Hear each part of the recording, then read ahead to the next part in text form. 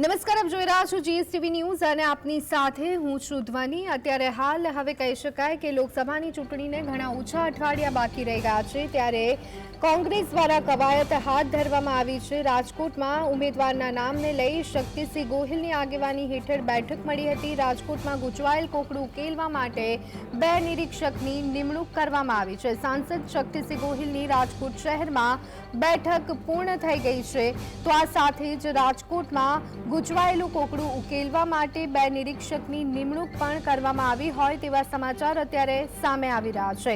રાજકોટની બેઠક માટે જો વાત કરીએ તો પરેશ ધાનાણી, હેમાંગ વસાવડા સહિત અનેક નામો અત્યારે હાલ ચર્ચામાં જોવા મળી રહ્યા છે।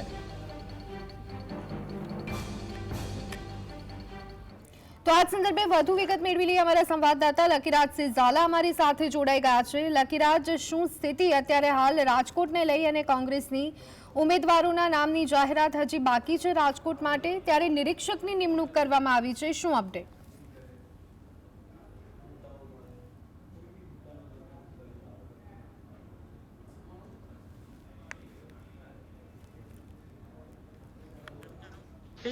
એ તરફ વાત કરવામાં આવે તો એ કહી શકાય કે તેમના દ્વારા આજે ચર્ચાઓ કરીને જ્યારે સૌરાષ્ટ્રના કાર્યકર્તાઓ સાથે ચર્ચા કરવામાં આવી ત્યારે તેમણે બળાપો કાઢ્યો હતો કે તેમની કોઈ વાત સાંભળતું નથી કોંગ્રેસમાં, જેને લઈને હવે 2 નિરીક્ષકોની જે નિમણૂક કરવામાં આવી છે તાત્કાલિક ધોરણે પૂંજા વંશ અને ભીખાભાઈ વાઘેદરિયાની નિમણૂક કરવામાં આવી છે।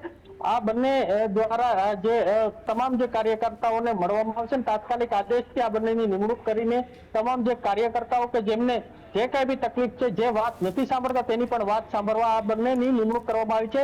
અને ક્યાંક ને ક્યાંક ગૂંચવત કોંગ્રેસનો છે તે ચરમસીમાએ છે, તેને શાંત પાડવા આ જે પ્રયાસો છે તે શક્તિસિંહ ગોહિલ દ્વારા કરવામાં આવ્યા છે। જી આભાર લકીરાજ, અમારી સાથે જોડાવા બદલ અને સમગ્ર માહિતી આપવા બદલ। તો